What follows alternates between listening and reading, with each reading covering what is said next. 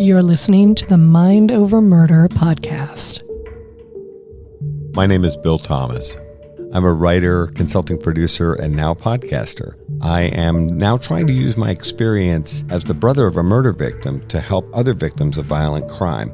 I'm working on a book on the unsolved Colonial Parkway Murders, and I'm the co-administrator of the Colonial Parkway Murders Facebook group together with Kristin Dilley.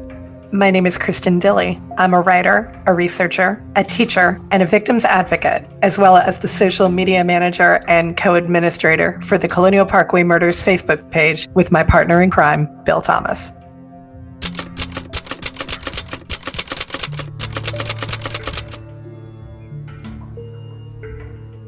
Welcome to Mind Over Murder. I'm Kristin Dilley. And I'm Bill Thomas. And we're joined today by Julie Murray, advocate and sister of Maura Murray. Julie, thank you so much for joining us on Mind Over Murder today. Oh, thank you so much for having me. For the record, I just want everyone around the world to know that Julie asked a question which sounded so serious. She just wanted to ask Kristin Dilley if she knew who won the Army-Navy game this year. For the record, I did know. And who would that be, Kristin? That would be Army. And who was grinning widely when she asked this question? That would be me. And Ms. Murray, perhaps? Oh, yes. Julie and I first met a few months ago, and I remember at the end of a very pleasant electronic message exchange, she finished off by saying something about unfamiliar expressions, something about go Army, beat Navy, which is completely backwards from my Navy family's perspective. Here it is several months later, and Julie is still lording over me the fact that the cadets of Army West Point, it's somewhere in New York, I think, beat the noble midshipmen of Annapolis. So, yes, for the record, Julie, my recollection is that Army did win this year. I tried to keep it off record, but you brought it up. We're very excited to have you join us today. Before we go ahead and get into the big issues here that we want to talk about, tell us a little bit about yourself and your family. Yes, so I'm Julie Murray. I'm one of Murray's sisters, and we grew up on the South Shore of Massachusetts. Relatively large family, 2 brothers, 2 sisters. Both our parents were in the medical field. We were constantly playing sports and competing with each other growing up as kids. Always outdoors. This was back before everyone had a tablet and cell phone, so we spent most of our time entertaining ourselves outside, and there would be some heated battles, of course, as there always is within a family, but it was great growing up. We did a lot of hiking, camping in the White Mountains of New Hampshire. Everyone in my family is an outdoor enthusiast, so we just love that stuff. Maura and I took a love for running pretty early on. Our dad was a marathoner. And I remember one kind of cute story was my dad was training for his 8th or 9th Boston Marathon one time. Wow. Wow. And he came back from a 18-mile training run. And I remember Maura and I begging him to take us on a marathon. And so he says, all right, girls, we'll go do this marathon. And what he did was he took us around the community block. It was probably a quarter of a mile, and we jogged behind him. And when we got done, he said, "You just did your first marathon." How old were you kids at this point? I was probably 6, Maura maybe been, I don't know, maybe 7 and 5 because we're 2 years apart, but we were just thrilled. And I think that's when our love for running started. So we grew up running competitively in high school, and I would set records and Maura would come behind me and break all my records. Wow. That's actually pretty cool, isn't it? Yeah. She was a better runner than I was. And then schoolwork was very important to us and our family. We knew we had too many kids to send us all to college. So we figured if we do well in school and we continue this running thing, it will open some doors for us. And it did. And I got accepted into West Point in 1998, class of 2002. Maura followed right behind me, and she joined in 2000. And so we were at West Point together for some time, and Maura decided it wasn't the best fit for her, and the service academies are a beast and it's not for everyone. And as good as Maura was in running and how smart she was, the military aspect wasn't for her, and all the discipline and rules and regimens. I loved it. She did not love it as much. So then she transferred to University of Massachusetts, got accepted into the very prestigious nursing program.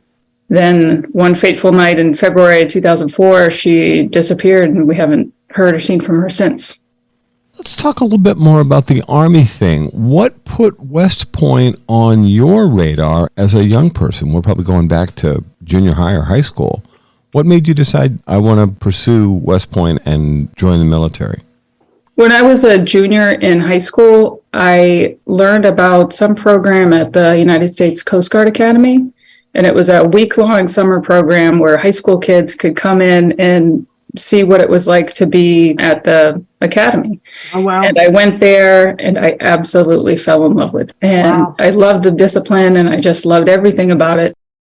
So I came home and I was so excited, and I told my dad, and he said, well, there's other service academies. And so what really sealed the deal for me was when I got a recruiting letter from West Point cross country team. And then I went out there for a visit. And of course, I fell more in love with West Point than I did the Coast Guard Academy, because I'm not a big fan of being on water. Okay.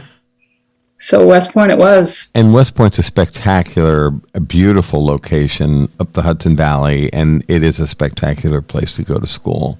Full disclosure, my dad actually went to the Coast Guard Academy for a year, and then he was homesick, which is hard to believe.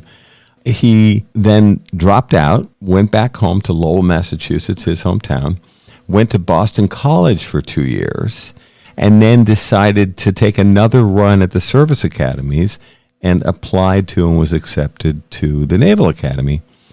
Was Maura's decision to follow in your footsteps, was that related to the fact that you were at West Point and you were thriving and she thought, I want to do that too? I think for Maura, she got firsthand experience because she would come up and visit me and come see my track meets, because where we grew up in Hampton, it was only a 3.5 hour ride to West Point. So it wasn't a big deal for Maura to jump in the car with my dad and spend the weekend up at West Point with me. So I think she felt and saw how much I loved it and how excited I was, and the group of friends that I made, and just wanted to be a part of something like that. My dad encouraged her to apply to all the service academies, not Air Force because it's out in Colorado. And also Maura was recruited by big name schools like Harvard and Yale and Brown. And she said, nope, I'm going to West Point. And she applied for her congressional nomination and got Senator Ted Kennedy to co-sign her congressional nomination. Wow. That is impressive. But it does sound like she could have had her choice of schools. She was really being offered a lot of attractive options. And maybe you're being a little bit modest, but you did say that she was an even better runner than you were in terms of her ability on the track. Yes. Her body was just better suited for running. She was a little bit taller than me, weighed a little bit less. I'm a little bit bigger through the shoulders. So she was better suited for it. Running's in our blood, so I ran, even though I wasn't probably the best sport for me. So what were her events? Longer distance, the 2 mile, she was great at cross country, 2 mile, 5K, 5,000. After you graduated from West Point, you did have a career in the Army. Tell us a little bit about that, and then tell us about your decision to leave the Army. Before I graduated, we have this thing at West Point called branch night. Basically, it stacks up your class rank, your military rank, and your physical rank into a ranking system. And so you get to choose based on your rank which branches you want, your top 3. And I choose the ordnance branch at the time. It's now the logistics branch. I just randomly chose it. I didn't really have any rhyme or reason for it, but it worked out for me. And I was originally supposed to be my first duty station was supposed to be in Germany. At that time, as a 20-something-year-old, I could not fathom being away, being out of the country for 3 years. I thought it sounded like an eternity to me. So I said, you know what? I'm going to trade this sweet Germany assignment for this assignment in South Korea because it's only 1 year. And then I can come back and get my stateside assignment, which I wanted, which was Fort Bragg. I've always wanted Fort Bragg. And so I did that.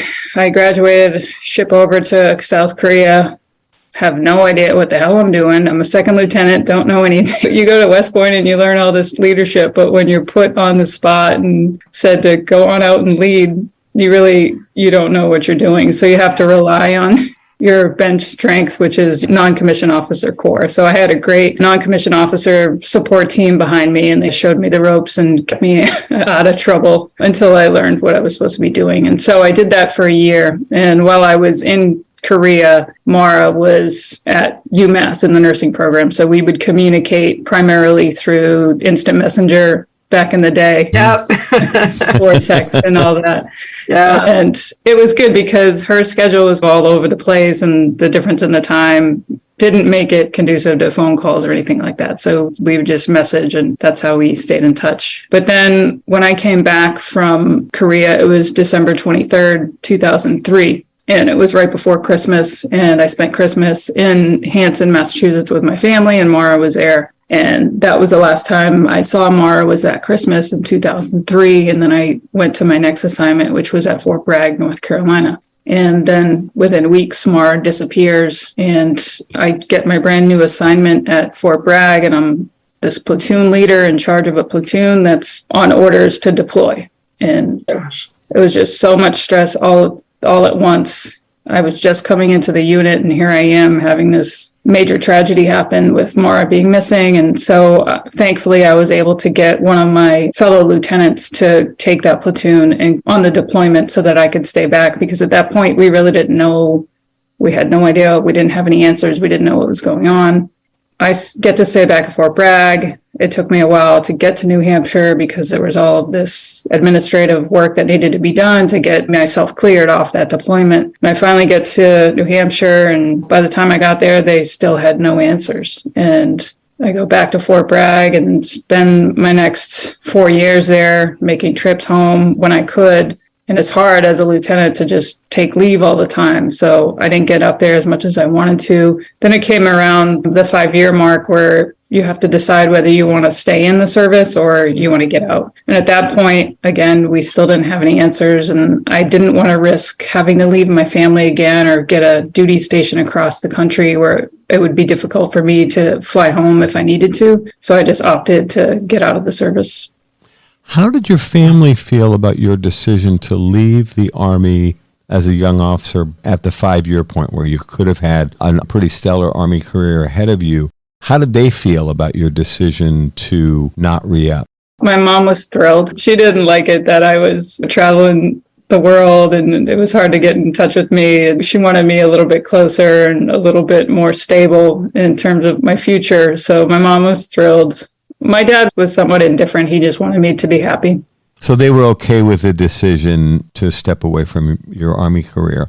By the way, is there somewhere in the dark recesses of your family's history, is there a decision point where you decided to go to the dark side, joining the U.S. Army versus a nice place like Annapolis and the Naval Academy? Though I did apply and get accepted to the Naval Academy. Of course you did. But I didn't want to go with the second best service academy. Oh, man, my family is recoiling now. But I did set myself up for this. You 100% set yourself up for it. Just as a reminder, in case anyone's forgotten, I come from a Navy family, and Julie and I do enjoy discussing this. Did Maura ever consider going to Annapolis? Nope. I guess. Didn't even apply. Second best probably just wasn't going to cut it for you. It wasn't good enough for Maura either. Nope. But Maura didn't apply to anywhere else. I applied to the Naval Academy, the Coast Guard Academy, West Point, Boston University. I think I might have even applied to UMass, maybe Boston College. But Maura applied to one school, and that was West Point. Interesting. She had her heart set on it. I wanted to ask you something. When you saw Maura at home Christmas 2003, this is just 2 months or so before she went missing. Was she troubled? Did you feel like something was going on? I know you'd had this close relationship, but you're communicating via instant message from Korea. Now you have a chance to spend a few days together and maybe go running and talk. Did it feel like her life was on track at that point, or did you feel like you saw any troubling signs about things that might have been going on in her life? That Christmas, I didn't see anything out of the ordinary.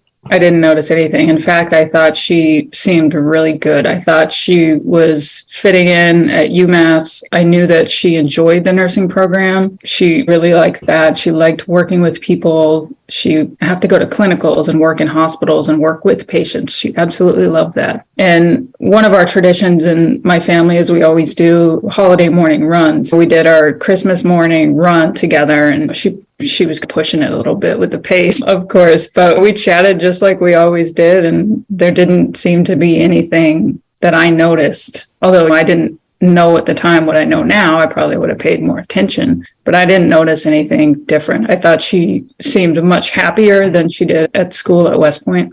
Tell us, if you would, give us the basics. Assume someone knows nothing about Maura's disappearance. And I know it's hard. We talk about the rabbit holes in the Colonial Parkway murders, my sister's case, and there's so much depth to Maura's case.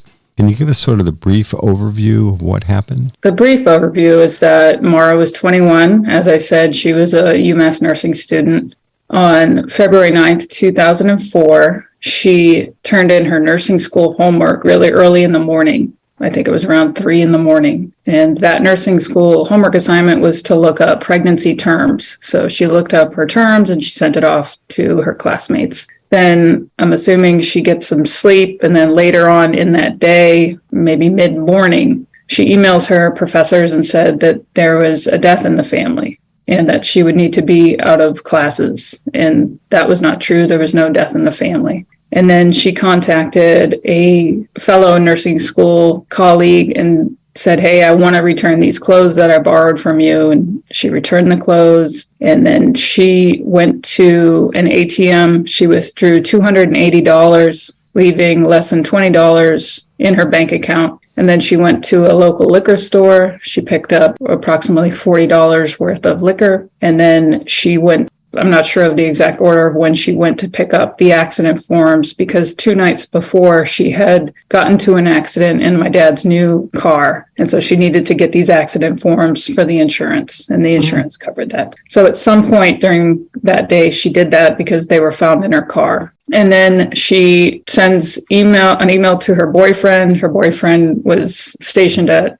Fort Sill, Oklahoma at the time. And she basically said, I don't feel much of talking to anyone, but I love you. I'll call you later. Then at 4:37, she checks her voicemail, and that would be the last phone activity on her phone. We know that she got into her 1996 beat-up black sedan that was running on 3 cylinders, and she headed north. And the next data point we have is approximately 7:30 p.m. A neighbor saw a car off the side of the road in a town called Haverhill, New Hampshire. And this neighbor looked out the window, called 911, said there's a car off the road. While she was doing that, a bus driver, his name was Butch Atwood, he came around the corner that Maura spun out on. She didn't spin out, she basically went off the road and stopped and asked if Maura needed help. And Maura said no, she had called AAA, which could not have been true because there was no cell phone service in the area. Now, I don't know to this day whether she was planning to call AAA and just told him that, or if she actually had called AAA, or if she attempted to call AAA and then just lied to him to get him to go away. So anyway, he goes back to his house, which was right down the street, about 150 yards. And then by the time the first responding officer showed up, about 15 minutes max later, the car was locked and abandoned, and Maura was never seen again. If I'm not mistaken, there's a AAA card out in the car, in other words, visible somewhere. I'm not sure where it was in the car, but I know that she had multiple AAA cards. Several of the people that saw the car, some of them said they thought they saw a young woman standing outside the vehicle. There's varying accounts. So we have 3 witnesses. We have Mr. and Mrs. Westman. They were the first 911 caller. Then we have the bus driver, Butch Atwood. And then we have the Murats, who were further removed from where the car was found, but they also looked out the window and saw. The Westmans say that they saw the driver, who we have to assume was Maura, get out and go to the trunk area, and there's this flurry of activity in the trunk area. And then Butch, the bus driver, said that when he came up to the vehicle, Maura was still in the car, and he could only see from her neck up because the airbags had deployed. But then he later changed that and said, well, no, I actually spoke to her while she was standing up between the car and the snowbank, and we spoke over the roof of the car. The Murats just noted that they did look out the window and see reverse lights on Maura's car at one time, as if she was trying to maneuver the car into a better position or get it out of there. I'm sure it's a thought that's occurred to you many times since February of 2003 and now, and I'm sure it will continue again. But do you have a theory as to what may have happened to Maura? And I imagine if you're anything like Bill and I, you've probably got multiple theories, and maybe they change a little bit from day to day. Do you have a prevailing theory right at the moment as to what might have happened? At this point, 19 years later, I have to live in reality, and I have to look at the evidence, and I have to realize and take into account that there's been no credible sightings, no cell phone activity, no bank activity, and no remains ever found. So for me, sadly, that indicates that she was involved with foul play. And as much as I hate to say it, that's where I am. But it's correct in that my theory has changed slightly over the years. What had it started as? Yeah, I guess would be my question. It started as a little bit more hopeful, thinking maybe she tried to get help and walked down the road and then went into the woods. Mm-hmm. Or maybe she just went into the woods. But we've searched the woods hundreds of times, and we've never found anything. Nothing of Maura's has ever been found. You're listening to Mind Over Murder. We'll be right back after this word from our sponsors.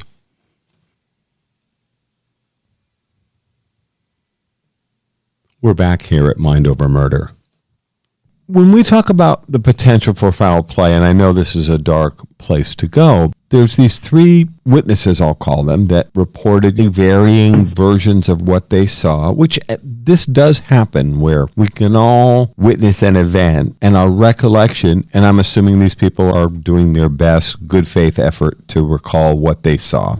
Do you feel like any of them would be involved in foul play, or do you think this is an unknown person? I don't suspect that any of the witnesses were involved. I do believe that maybe they saw something that they didn't connect as being significant, but may have been very significant. Unfortunately, Butch passed away, so he was one of the main people I wish we could have pressed more for information and get exactly what the story was, because he did tell different variations of the story. So it's hard to say, but I don't suspect any of the witnesses were involved in any way, but they may have seen something that could have helped us get some resolution on this a little bit sooner. One of the things that we have found in the Colonial Parkway murders, and I've watched this happen with Bill and the other families as I've worked with them for a while now, is that the Parkway murders families have transitioned from parents standing in the media and law enforcement liaison role, and now it's siblings. Bill lost his dad, and so now it's Bill who's in that role. Is that happening in your case, or are your parents still taking an active role in this? My mother passed away, unfortunately. She passed away on Maura's birthday, which is another tragic twist to this whole story. Dear. I'm sorry. And my dad is still very active. However, he is also 80 years old. Yeah. So he's active in the best ways that he can be, which is talking to people. And he's very good at that. And so when leads come in, he wants to be spearheading the initial contact with some of these people, not all, but some, because when you talk to my dad, you can see his pain and you can see his desperation, even to this day, 19 years later. And his plea to these people to just give him anything, any little piece that they may think is insignificant, because we can then use those pieces to fill in this puzzle. On the public side, it's been me who's been taking the lead role, I guess you'd say, in terms of media and doing podcasts and speaking engagements, running the websites and Facebooks and all that kind of stuff. So that's been me. I do have help from my brothers. They're behind the scene helpers. They don't want to be out there. But whatever I need, they will drop everything and help me. So I feel pretty supported. And also, there's this whole group of people and supporters online that have just shown us so much love and support over the years, and that has meant so much to us. Some of them feel like family. I consider some of them family. They're always at all the vigils and they're at all the searches, and we keep in close contact. And so as tragic as it is to have someone go missing, you do get the silver lining of having this newfound family. How is your approach different from your father's approach, Julie? You're different people. You're fully a generation younger. You come at this from a different point of view. How's your approach different from your father's? I'm much more level-headed. My dad is a father who lost his baby, and he is a bulldog when it comes to demanding answers, demanding action. And he's been successful at that. And he goes about it in a more of an aggressive way. I go about it in more of a collaborative way. And I think we work well together because I think you need both sides.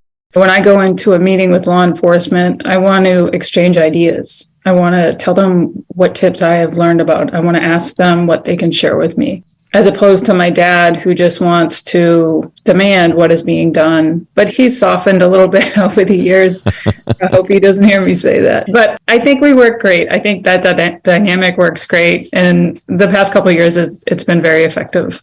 I will admit, I've never met your dad, but I probably am speaking for a lot of people. I really like your dad, and I admire your dad. I've watched a number of interviews that he's done, and of course, the television series on Oxygen, and so many more things. I just really have a great positive feeling about your dad. I get where he's coming from, and I think I can understand it. I appreciate his intelligence and his thoughtfulness and his intensity in trying to move forward the search for your sister. Yeah, and he's been unrelenting. Like I said, this has been going on 19 years this February, and he has not once ever let up. In the beginning, he was up searching by himself sometimes, boots on the ground, for his daughter. He's my hero for that, to be able to force yourself to go do that. And if you just look at that in isolation, just look at that alone. Does this man, he's going to go look behind this tree or in this well to see if he can find the remains of his daughter, the trauma that goes along with that. Yeah. And then compound that over 19 years. I mean, that man is incredible. He's still going, stopping it. He wasn't even a kid then. He was very dynamic and young looking, but I realized he was probably around 60 years old when this happened. Yeah, 62, I believe. You had mentioned a couple of minutes ago about a wonderful, supportive online community, and we have found that to be the case as well with the Colonial Parkway murders. I think, as always happens with a high-profile case, you also end up running up against some of the more colorful characters of the internet, shall we say. How do you deal with the huge influx of not only support, but also tips, maybe crackpot tips? How do you deal with all of that? We have our own ways that we have to deal with it, and some days it's easier than others. How do you deal with the more colorful side of the internet? It's hard. It's hard not to engage with trolls because sometimes you don't know they're trolls until later on. My practice is to not feed the trolls. And so I stay away from sites like Reddit and things like that where people can hide behind anonymity. Places like Facebook are a little bit less egregious, I would say, because there's not as many fake accounts. But as big as Maura's case is, in my world, Maura's case is my world, it's a relatively smaller case in the grand scheme of things. So what tends to happen with these cases is you get a loud voice, a few loud voices, and they dominate the conversation, dominate the narrative. And when you introduce a competing narrative in a setting where you've got somebody that thinks that they own the case, then they feel like their influence over the case is in jeopardy. And so that results in attacks. That's been difficult and challenging to try to introduce a competing narrative. It's my own sister. I know her best. So I should be able to say, hey, this is misinformation, or let me correct this wild speculation. This didn't happen. And sometimes by doing that, I put myself out there as a target for attacks. And that's not the way it should be. I think it's getting better, but it does need to change because there should be a discussion. She's still missing. No one's found her. No one person has the answer. So the more people we have working together in concert, the more likely we're going to find Maura and find out what happened to her. I try to combat the misinformation with better information, and that seems to work. That does dovetail very nicely, I think, into the next discussion point that we want to bring up, which is your Engage with Empathy campaign, which we did an episode about here on the podcast and which we wholly support 100%. So can you tell us a little bit about Engage with Empathy and what sort of motivated you to start that? Yes, I've learned a lot over the last 19 years, and one key thing is that there are three main elements at play. So there's the investigation, there's the people left behind, and then the media, so creators and consumers. When you unravel these three, you'll find that there's codependencies. Take, for instance, the investigation. What warms up a cold case? Awareness, credible leads. But that burden, as we talked about earlier, usually falls on the shoulders of the families left behind. And so day in and day out, and sometimes for decades, in our cases, we show up for our loved ones, raising awareness, posting on social media, being vulnerable, putting ourselves out there. And sometimes, as I said before, the result is we become the target ourselves. And as it is physically and mentally exhausting, what keeps us going? Hope. And what's the secret ingredient for hope? Empathy. And so that's where we circle back to that third element, the media, the creators and consumers. With missing and murdered unsolved cases, we have to rely on the media to keep these stories alive. But we're in a vulnerable position. So engaging with empathy is a way to bring awareness to this disturbing trend that we're seeing all over the place, especially in recent times, of exploitation, speculation, the proliferation of misinformation all over the place. The motivation for the Engage with Empathy campaign was so that I could raise awareness to, hey, there's some things that are going wrong here and we can do this better. And so it's more of a guiding light for creators and consumers to not extinguish that hope. And so it all comes full circle. And that is the impetus behind the Engage with Empathy campaign. Now that hashtag Engage with Empathy, which we've both used, Kristin and I, and lots of other people have used. In my mind, you're the first person I saw use that hashtag. It's either you or Sarah Turney, I think, both of whom are people that I greatly admire. This was something that you very consciously decided to create. It feels very grassroots. Were you the first to use it? Yeah, I even talked to Sarah about it before I launched the campaign on our website. I said, hey, Sarah, I'm doing this campaign. I just want you to be aware it's going to be called Engage with Empathy, and we're gonna post it and start hashtagging everything with it. And she totally loved the idea and has supported it fully. Yeah, we both think she's amazing, and I'm not surprised that she was all over it. Because she had done some panels and discussions about ethics in true crime, which I think is certainly related. I didn't think, I'm not criticizing at all, I'm totally supportive, and I know Kristin is too, but I think Engage with Empathy draws people in a little bit more because that's something that I think we can all understand, and you articulate why this is important. I think for ethics in true crime, I think there's a lot of people, and we consider ourselves quasi-journalists here at Mind Over Murder, but I think a lot of people that write about or report about true crime, they would think, of course I wouldn't be unethical. And so I think that word ethics has a little bit of a sharp edge to it, whereas Engage with Empathy, those three words together, you think to yourself, okay, yeah, I want to show support for families and survivors. I recently did a TikTok. There's some stupid TikTok trend that I'm doing. Sarah kind of put me onto TikTok. And it was the theme is say something where there's no pushback, or there's nothing that you can say why it's not a good idea. So I did one that says, list the reasons why engaging with empathy is not something you should do. And if you think about it, there's absolutely no reason why one wouldn't engage with empathy. It's free. It doesn't have any barriers to entry. Anyone can do it.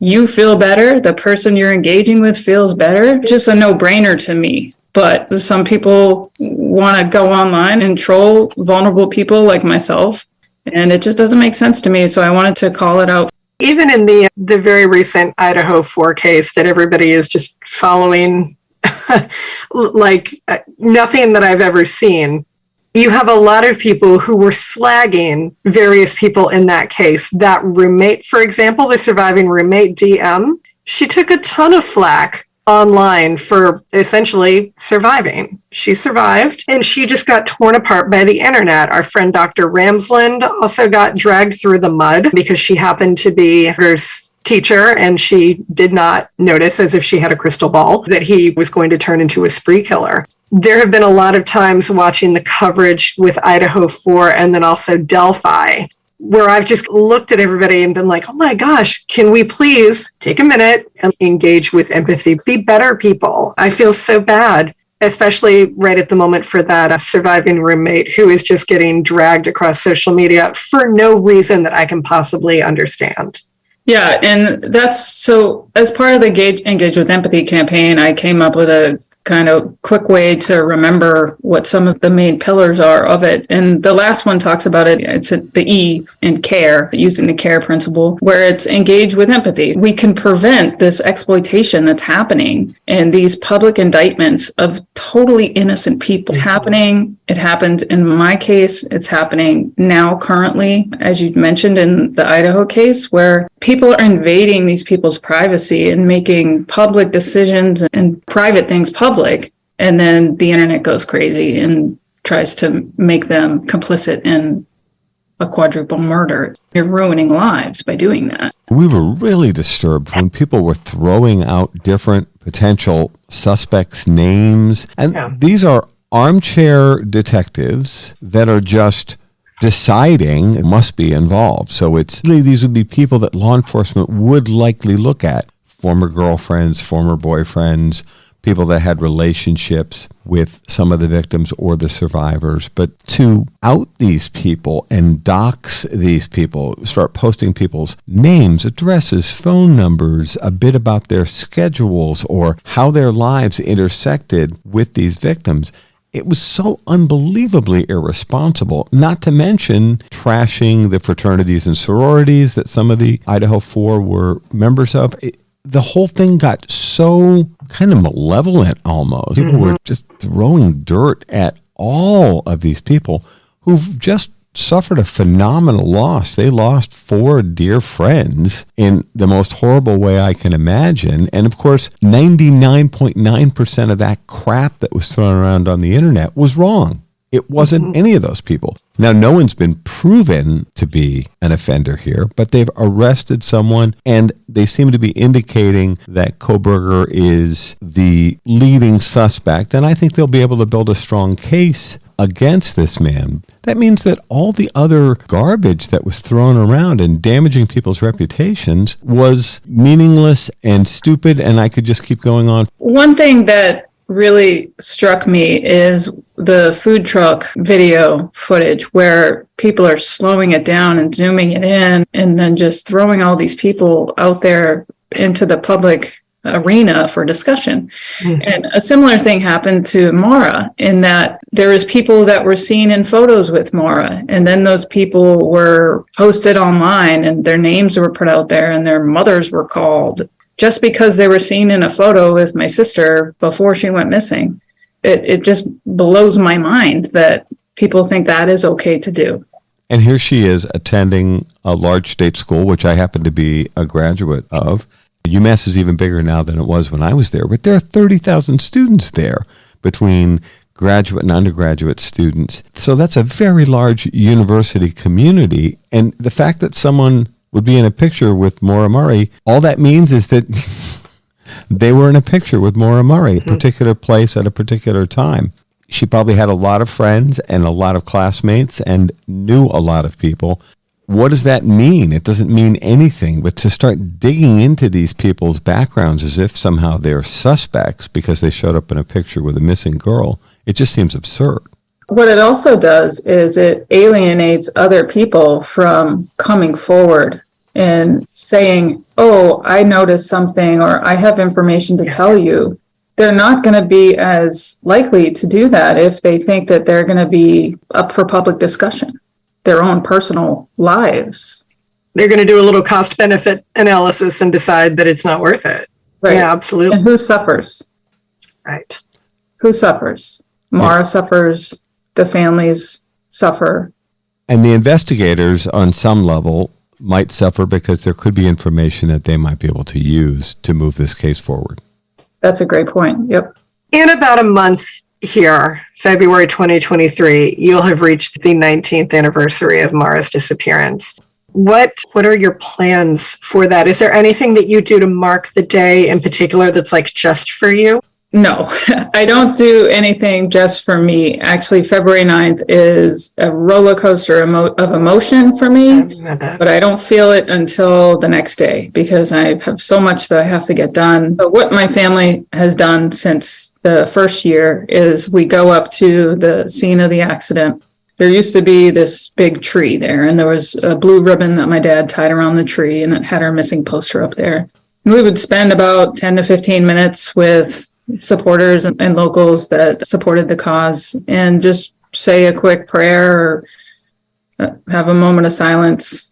And that has evolved into, with the COVID restrictions and everything, we did it virtually a couple times. And so I asked that people light a candle and share it on social media so that we could essentially light the sky up for Maura.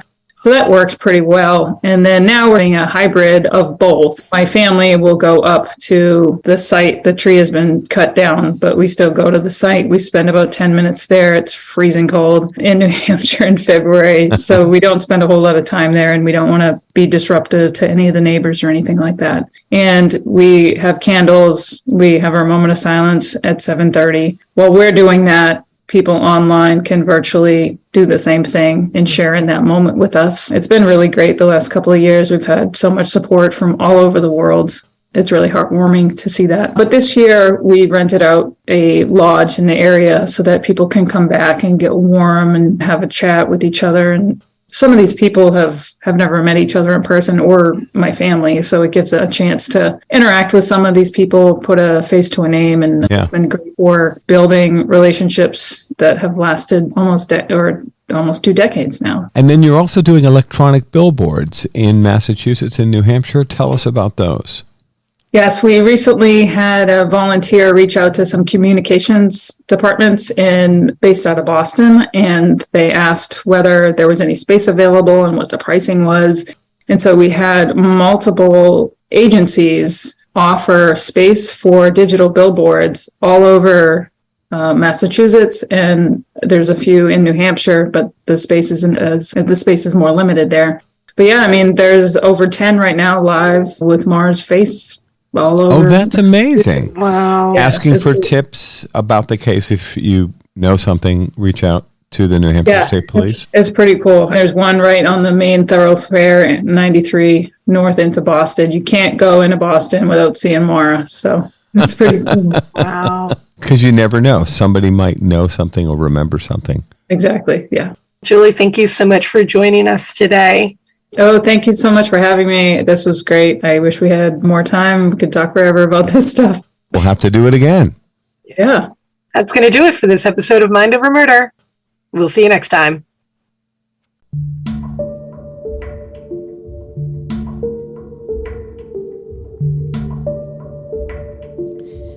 Mind Over Murder is a production of Absolute Zero and Another Dog Productions. Our executive producers are Bill Thomas and Kristin Dilley. Our logo art is by Pamela Arnois. Our theme music is by Kevin MacLeod. Mind Over Murder is distributed in partnership with Crawl Space Media. You can follow us on Facebook, Twitter, or Instagram. You can also follow our page on the Colonial Parkway Murders on Facebook. And finally, you can follow Bill Thomas on Twitter at BillThomas56. Thank you for listening to Mind Over Murder.